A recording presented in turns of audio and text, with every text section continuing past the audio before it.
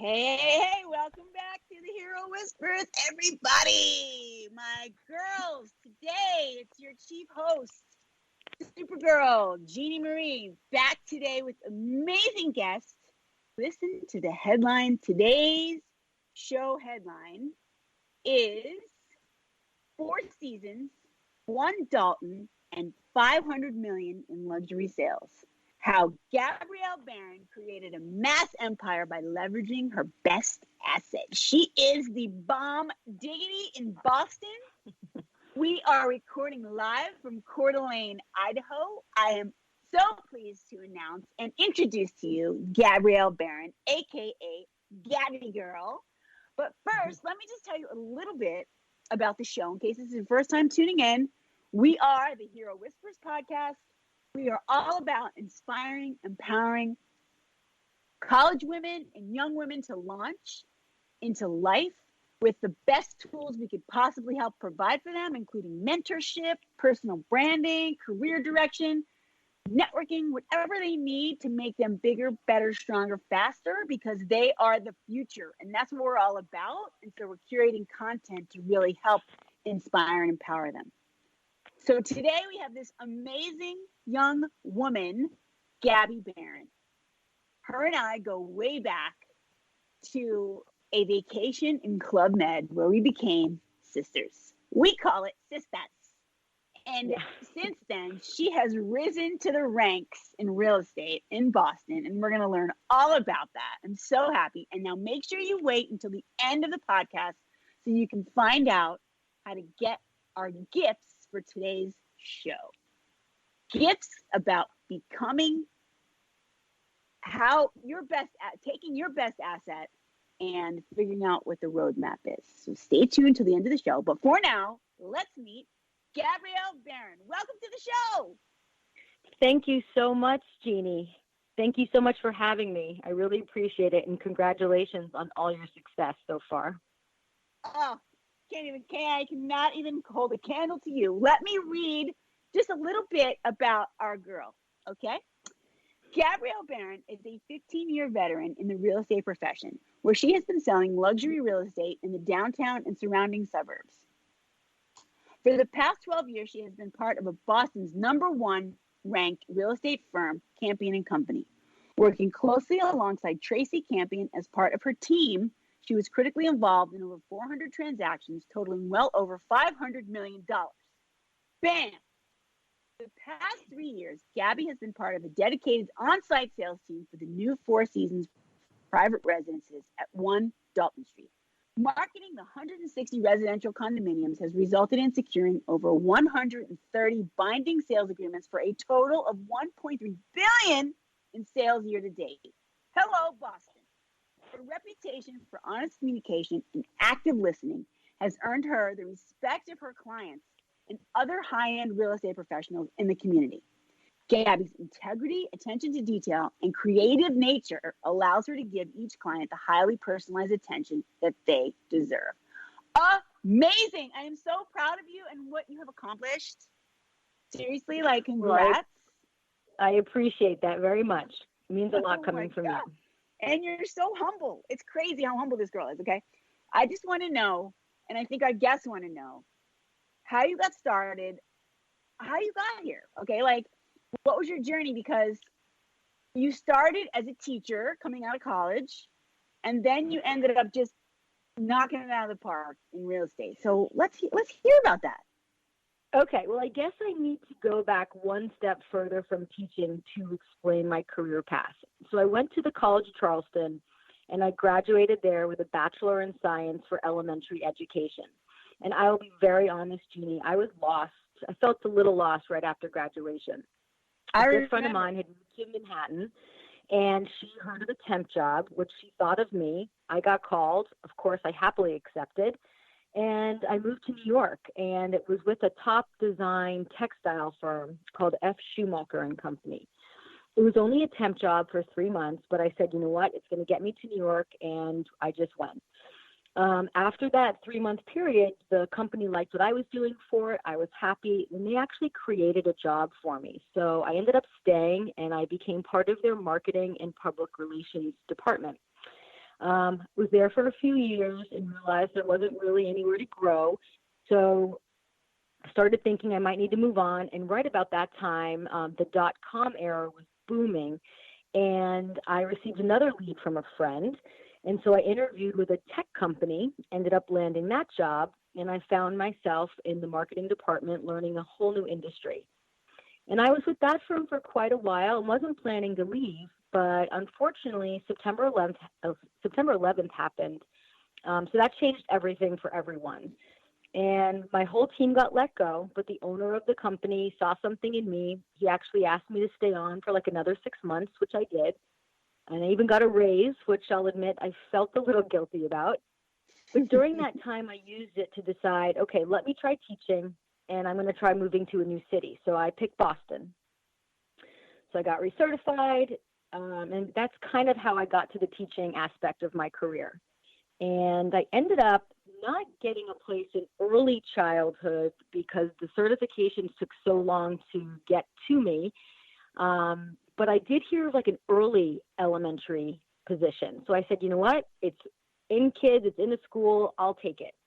And I ended up having 3 other side jobs just to kind of make ends meet to maintain the lifestyle that I was used to living in Manhattan.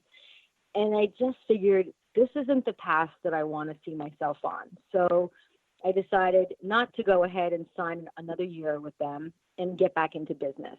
And I got a lead for one of my co-teachers about a top real estate agent needing an assistant. And okay, wait. I just want to say one thing. I want to say one thing. I want everyone to know that everything and every step on her journey was through a lead, through a networking contact, and you really worked that. I mean, that is incredible because that's really how, most things, successful, happy things happen. I mean, through other people. But I'm just making a point because you're exactly right. And I agree. And that's something I would stress as well. But anyway, so that's just kind of how the path came to be. And here I am today. Okay. But that, I mean, I can go further if you'd like. But... Okay. So, well, here's the thing. You, again, I'm just going to point out, she's super humble. She's not going to, she's not. Okay, if you need me to go into more detail, I'd be more than happy to. I want to hear. Yeah, I want to hear because I know that you, it wasn't an easy transition, okay? Because real estate's not an easy transition for anyone. But you had certain things that you did to make it work. So that I think we want to share that with you because it's great inside information. Be more than happy to. So I've been with a few different companies throughout my tenure in real estate. I've been very lucky where I've always, though, had an opportunity to work with some of the top agents in the field. So I would say if you're looking to get into a career or change careers, you want to learn everything you can. Try to become an expert in your field. And for me, I was going to open houses. I was scouring the data. I was listening to what I heard around. So just so you can become knowledgeable, which is very helpful.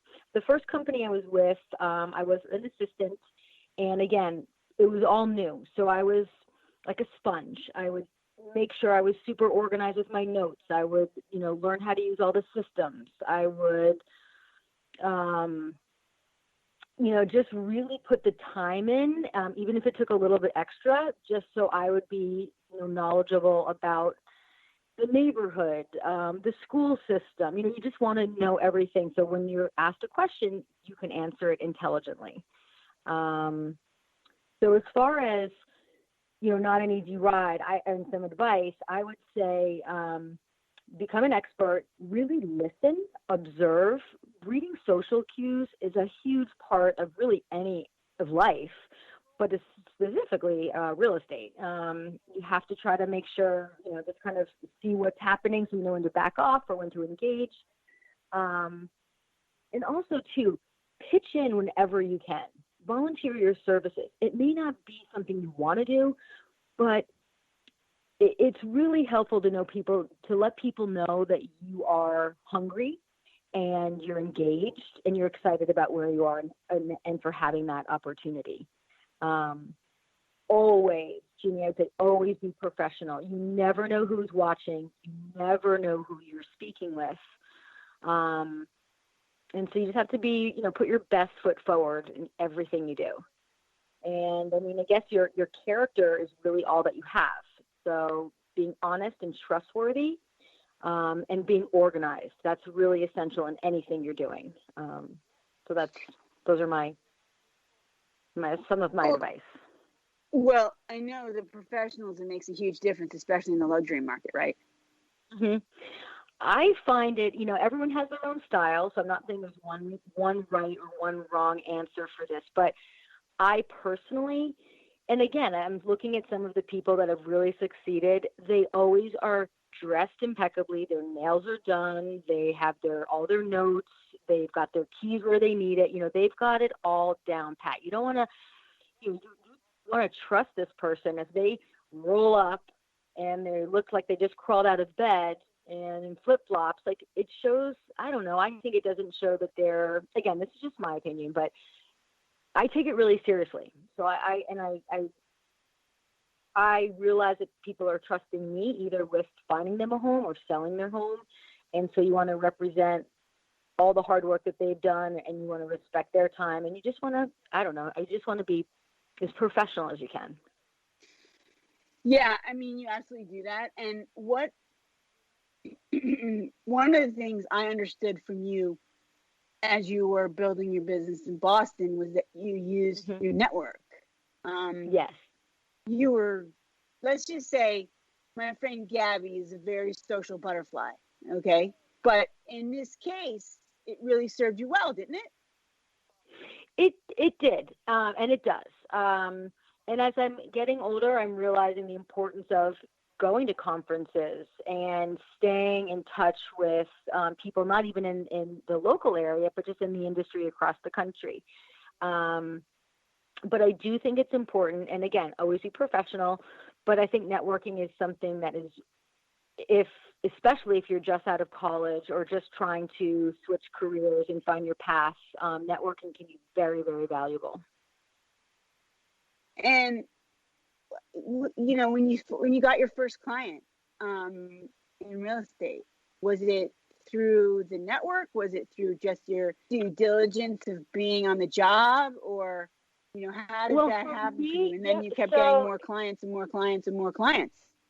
Yeah, so I ended up, it does help. I was associated and am associated with very high-end, well-respected companies. So your past transactions and the reputation of the firm and of yourself then allow other people to have the confidence to call. So your track record is important.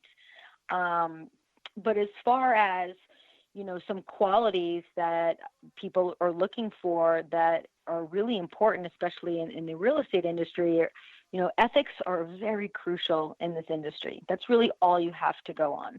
So the honesty and the integrity part, I can't say enough about that. Also, you need to listen to your clients. You need to ask questions, because if they're telling you something and you're not listening and you're showing them the wrong things, that's a waste of everyone's time. They're going to go somewhere else. So really trying to figure out what their needs are and then find the best property. It's like a big puzzle, but that's really important. And also the client confidentiality.